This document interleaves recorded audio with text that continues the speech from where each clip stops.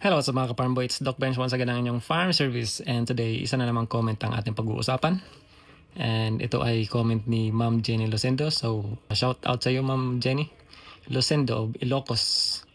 Ayan, so ito guys, concern niya or comment niya ay concern to ng marami sa atin dyan sa Pilipinas, usually yung mga nagpapa-AI sa backyard, tumatawag ng assistance ng AI technician. So karamihan sa atin ito yung concern. Okay, so sabi niya, dito Doc sa amin sa Ilocos, one shot lang. Kung di makakuha hanggang 18 to 21 days, magpa-AI ka na naman. Okay? So, promote kasi natin guys, yung at least 2 dose. Isa sa umaga, tapos isa na naman sa next morning. So, 24 hours interval. Ngayon, ang concern ay kung isa lang. Okay?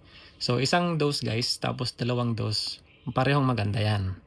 Okay, may advantage lang yung pinopromote natin na 2 doses kasi mas mataas yung chance na mas tamaan mo yung peak or mas magandang stage ng paglalandi kumpara dun sa isa lang, kasi there are chance na baka pinapunta nyo siya ay late stage na. So pag late stage na guys, prone na siya sa contamination and mabuntis man, maaring konti ang ipapanganak. Dun sa point na isa lang ang binibigay, option nyo yun guys kung gusto nyo i-request dun sa technician na bigyan pa ng next dose after 24 hours. Okay, so hindi natin pwedeng isisi dun sa practice ng mga technician na isa lang, kasi yun ay option nyo as an owner nung baboy na i-AI. Ngayon ang concern guys, paano natin masisiguro na yung baboy na ipapa-AI natin sa mga technician ay siguradong tatamaan? Okay, so ang kailangan natin gawin dyan, tayo mismo na mga owner ng baboy, ay tayo yung mag-hit detect. Tayo yung magre-record araw-araw or mag-observe kung anong pagbabago sa mga baboy natin. Meron tayong expected date niyan. Kung halimbawa, yung unang pag-i-inhit ng baboy natin ay na-record natin. So the next 21 days, alam na natin kung kailan yon, anong petsa yon. So mga 3 days before dumating yung petsa na yon, ay i-start nyo ng bantayan. Kung maaari, 24/7. Yung changes ng kanilang ugali ay bantay na natin. Okay? So, pagdating ng time na may pagbabago na, inform na natin na ganito na yung stage ng paglalandi niya. Mas matutukan natin yung paglalandi, mas may chance na mapuntahan siya ng technician sa tamang stage ng paglalandi niya. Ayun. So, nakasalala yun guys sa inyo. So, wag nating isisi doon sa mga technician na na-breed siya ng late nitong technician na ito. Well, in fact, sa inyo talaga yung sisi doon kasi kayo yung nakakakita 24/7. Okay? So, hindi naman kasi natin pwedeng sabihin doon sa technician na puntahan mo ganito araw-araw. Pwede naman yun kung willing kayo na bayaran yung mga technician, bayaran nyo yung araw nila.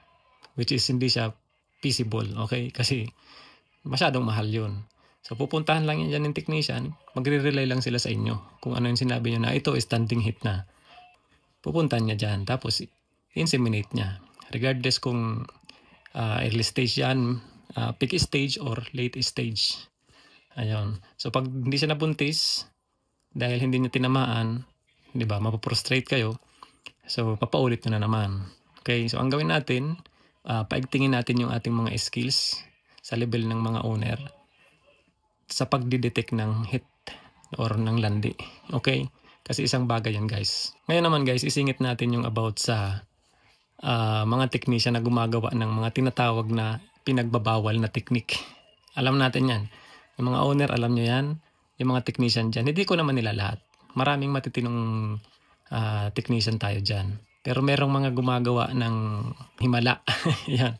So kung narinig nyo na yan guys, ginagawa nitong mga ilang technician na pag merong nag-contact sa kanilang kliyente na magpapa-AI, may mga time na wala silang available na similya. So ang ginagawa nila, yung bottle, dahil may nabibili na niyan kung saan-saan, ang gagawin nila, lalagyan nila ng sabaw ng niyog. Yung sabaw ng niyog, imbis na similya, sabaw ng niyog. Tapos yun yung ibibigay nila dun sa naglalandi. So hindi mabubuntis. Ngayon, dahil alam nila na yung time na yun, i-record na nila yun na hindi siya mabubuntis, after 21 days, uulit yun. O, dun na. Meron na silang siguradong kliyente after 21 days. Di ba? Ayan yung mga technique ng mga natin, mga kaibigan natin dyan. Hindi ko naman nilalahat ha. Wag kayo mapipiko na yung tatamaan nito bato-bato sa langit. And also guys, dun sa mga owner naman na pinapapunta yung technician tapos sasabihin nyo na itong baboy ko ay in-heat na. Ngayon, pag pinuntahan ng technician yan guys at sinabi na itong baboy mo ma'am or sir ay hindi pa landi or hindi na siya landi, kapag ka-breed ko to or ini-ay ko to ay hindi siya mabubuntis.